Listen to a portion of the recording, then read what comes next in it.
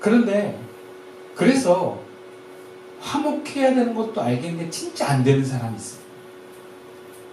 그리스도와 화목해야 되는 줄 아는데 속이 채워지지 않고 마음을 열어야 되는데 열려지지 않는 사람들이 있어요. 즉각 순종하는데 순종이 안 되는 사람들이 있습니다. 왜 안 될까요? 그럴 때 주님과 화목을 위해서 화해가 필요한 거예요. 화해가. 네. 화목이 안 될 때는 화해가 필요한 거예요. 근데 문제는 그 화목을 위해서 화해가 어렵다는 게 있어요.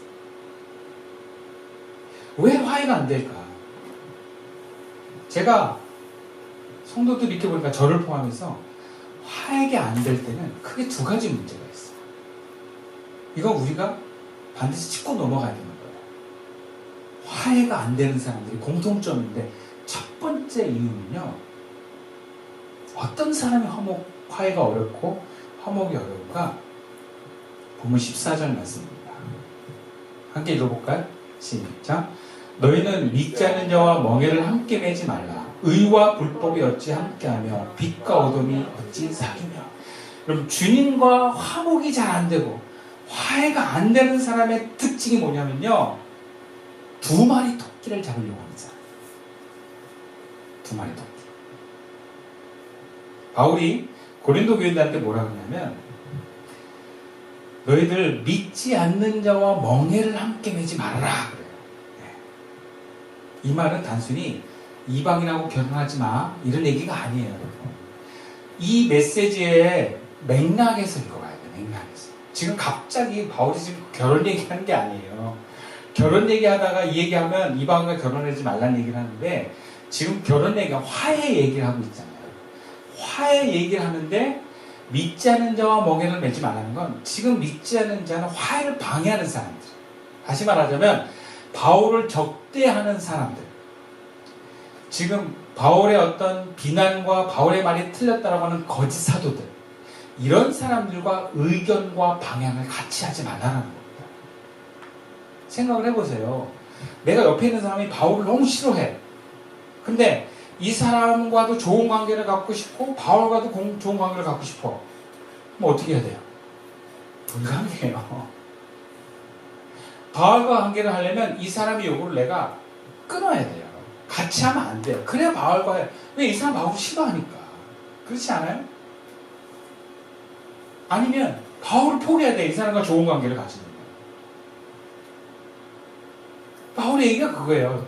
너희랑 나랑 화해해야 되는데 화해 누가 맡고 있어?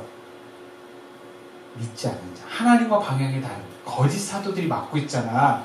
그 사람들과 끊어 얘기해요. 그럼 우리 내면에 하나님의 방향을 방해하는 세력이 있어요. 에고입니다. 에고. 에고는요. 하나님을 향해 있지 않아요. 나를 향해 있어요. 내가 어떻게 하면 만족스러울까? 내가 어떻게 하면 안전할까? 내가 어떻게 하면 내 욕심을 채울까? 이게 에고의 목적이에요. 하나님과 완전 반대돼 있어요. 근데 사람들이 뭘 원하냐면 에고도 만족이 되고 하나님도 만족이 되려고 하는 사람들이 많아요. 이런 사람은 이도 저도 안 돼요.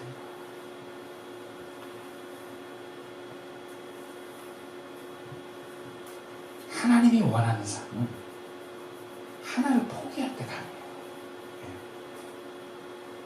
그런 면에서는 뭔가 하나님을 인정하고 나의 신앙생활을 존중하는 사람과 결혼하는 게 좋겠죠. 그렇지 않겠어요? 내가 교회 올 때마다 방해를 한다고 생각해보세요. 같이 사는 사람이. 신앙생활 못해요. 안 그러면 이 사람을 헤어지 각오해야 돼요. 결국에는 그걸 맞추느라고 꾸역하느라고 굉장히 에너지와 힘이 많이 빠져요. 그래서 목사님들이나 그렇게 불신자와 결혼한 사람들이 그러지 말라고 얘기하는 거예요. 근데 본문의 메시지는 하나님과 다른 방향과 같이 갈 수 없다라는 거예요. 이것은 우리 내면에 내 에고도 만족시키고 하나님도 만족시킬 수 없다는 거예요. 이런 사람을 하나님과 화목하기가 어려워요.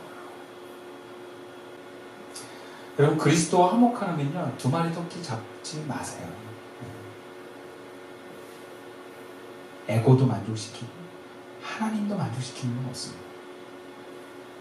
본문의 표현이 바로 이런 거예요. 15절 말씀에 그리스도와 벨리알이 어찌 조화되며 믿는 자와 믿지 않는 자가 어찌 상관하며 그래요. 우리 내면으로 풀어서 얘기하면 이런 거예요. 에고와 주님이 어찌 조화되며 주님과 하나 된 거룩한 영과 욕심과 두렵기를 거부하는 에고가 어찌 어울릴 수 있겠는가? 달라요.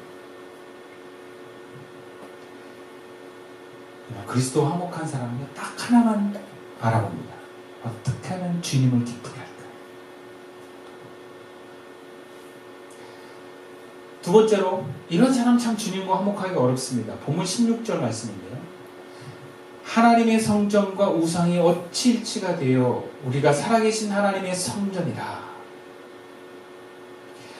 내면의 성전에 주님의 임재가 없는 사람은 주님의 화해와 화목이 어렵습니다. 바울은요, 우리를 살아계신 하나님의 성전이에요. 여러분, 성전의 역할이 뭐냐면 하나님이 온 우주 어디든 계시는 분인데 성전엔 하나님이 일부러 와주시는 곳이에요. 와주셔서 그 성전이 속한 나라를 통치해 주시는 거예요. 그래서 구약의 시대는 성막의 지성소에 임재하셔서 이스라엘 백성을 이끄셨어요. 그리고 솔로몬 이후에는 예루살렘의 성전의 지성소에 임재하셔서 이스라엘을 이끄셨어요. 근데 유다가 부패하고 하나님 뜻을 거부하고 우상 숭배하면서 하나님의 영이 성전에서 떠납니다. 그리고 유다가 망해요. 여러분, 그리스도인에게는요, 바로 하나님이 임재하는 성전이에요. 하나님이 임재하시는 거예요. 근데 예수 믿었다고 저절로 임재하시는 게 아니고요, 예수 믿고 나서 그분의 임재 가운데 갈 때 오는 거예요. 근데 이 임재는요, 하나님의 영이 한 번 임했다고 계속 하는 게 아니라 떠날 때도 있어요. 우리 그럴 때 있지 않은가요? 막 뭔가 너무 큰 상처를 받거나 너무 큰 사건을 경험할 때 갑자기 막 큰 두려움에 내가 사로잡히거나 큰 분노에 사로잡힐 때가 있어요. 그때는 뭐예요? 임재가 떠난 거예요. 하나님의 통치가 내가 안 되는 거예요. 통치 밖에 뭔가 이 두려움과 분노가 강력하게 나를 사로잡는 거죠. 그러니까 세상에 하나님의 임재가 없는 사람들은 얼마든지 그런 상황이 오면 그렇게 확 바뀌어버려요. 근데 그리스도인은 상황과 사건이 온다고 바뀌는 게 아니라 하나님의 임재가 떠나면 그렇게 됩니다. 그래서 교회를 오래 다녔던 사람도 어느 순간에 임재가 떠나면 이상해져요. 목사님도 하나님의 임재가 떠나면 목사라는 직책과 상관없이 이상해집니다. 그 임재가 떠나고 욕심과 뭔가 이기심과 사단이 날 사로잡아서 그런 거예요. 하나님의 임재가 떠나면 거기에는 사단이 지배하기 시작합니다. 이스라엘도 마찬가지였어요. 하나님의 임재가 떠나니까 성전이 도적의 소굴이 됐어요. 하나님의 임재가 떠났기 때문에. 그래서 예수님이 그 성전이 이제 예수님의 십자가 사건 이후로 어디 있다 그래요? 우리 마음 가운데 있다 그러잖아요. 그럼 우리 마음 가운데 있다는 건 성전이 있는 거지 주님이 계속 있는 게 아니에요. 주님의 영이 떠날 수도 있어요. 그걸 뭘 보고 하냐면 내 안에 하나님의 감동이 사라지는 것을 보면 알 수 있어요. 또 뭘 보고 알 수 있냐면 예배를 드릴 때 예배가 안 드러지는 것을 보면 알 수 있어요. 자신이 자기를 보기가 되게 어렵고 같이 있는 사람들은 알 수 있어요. 그냥 딱 보면 이 사람이 하나님의 영이 느껴지지가 않아. 찬양하는데 찬양을 못해. 설교를 하는데 말씀을 못 들어. 하나님의 영이 임재가 없는 사람들, 영의 임재가 떠난 사람들. 그럼 그 안에 하나님의 영이 아니라 사단이 역사를 합니다. 말씀을 못 듣게, 말씀을 왜곡시켜요. 뭔가 그 안에 분노와 두려움이나 여러 가지 감정을 막 일으켜요. 그럼 그런 사람들은 화목이 안 돼요. 우리도 흔히 부부싸움을 막 하고 있을 때 상대방이 막 감정적으로 상태가 안 좋을 때는 화해가 안 돼요. 어떻게 해야 되냐면 기다려야 돼요. 뭔가 분노가 좀 가라앉고 뭔가 이렇게 좀 흥분도 가라앉고 이렇게 마음이 이렇게 차분해질 때까지 기다렸다가 그때 얘기를 해야 돼요. 그때 화해가 이루어지거든요. 마찬가지로 주님과 우리가 화해를 이루려면 우리 안에 하나님의 영의 임재가 일어나야 돼요. 다시 말해서 예배가 회복돼야 돼요. 예배가 회복되지 않고는 주님과 화목할 수가 없어요. 예배는 몸으로 와서 드리는 것만이 아니고 내 마음의 성전에 주님이 오시는 것이 예배입니다.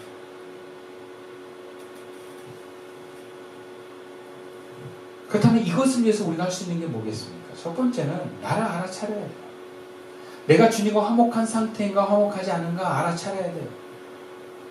내가 지금 마음이 넓지가 않고 열려있지가 않고 뭔가 바로바로 뭐가 안 돼? 자꾸 계산하고 뭔가 핑계를 대고 머뭇거려? 아, 내가 주님과 화목하지 않구나. 알아차리는 거예요. 두 번째, 그런 나를 인정하고 회개하는 것입니다. 요한일서 1장 7절과 9절 말씀에 이렇게 기록되어 있어요. 그가 빛 가운데 계신 것 같이 우리도 빛 가운데 행하면 우리가 서로 사귐이 있고, 이 사귐은 누구와의 사귐이냐? 주님과의 사귐을 얘기하는 거예요. 그 아들 예수의 피가 우리를 모든 죄에서 깨끗해 하실 것이요. 9절, 만일 우리가 우리 죄를 자백하면 그는 미쁘시고 오로사 우리 죄를 사하시며 우리를 모든 불의에서 깨끗하게 하실 것이요. 요한 사도가 뭐라 하냐면 주님과 사귐이 있으려면 우리가 회개해야 된다. 회개하면 그분과의 사귐이 회복된다. 회개는 내가 주님과 멀어져 있음을 인정하는 것입니다.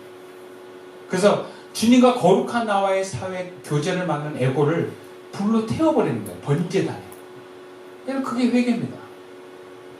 내가 죄를 지어서 죄인이기보다 내 안에 죄가 있으면 죄인이에요. 그런 죄인인 나를 분리시켜서 번제단에 태워버리고 용서받은 거룩한 나로 주님 앞에 나가는 것이 주님과의 화목을 위해서 우리가 할 수 있는 것입니다.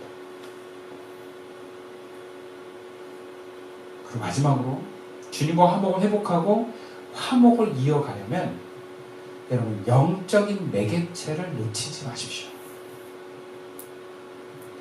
바울이 고린도 교회와 그토록 화해를 원하는 이유를 다시 한번 생각해 봅시다.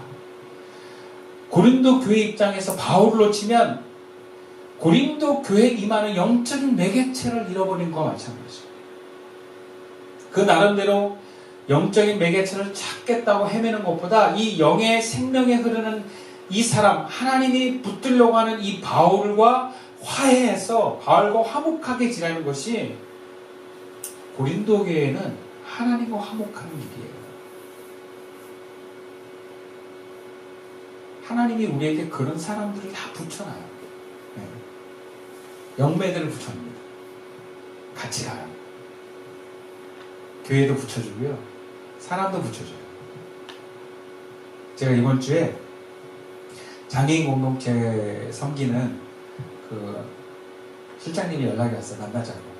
자기 남편하고 같이 만나서 카드 좀 전달해드리고 연말에 선물도 드리겠다 그래서 내가 뭐 함께 못 가겠다고 코로나 때문에 한 번도 못 가는데 그랬더니 그래도 목사님은 우리랑 같은 방향을 보고 가시는 분이기 때문에 우리 계속 교제해야 된다.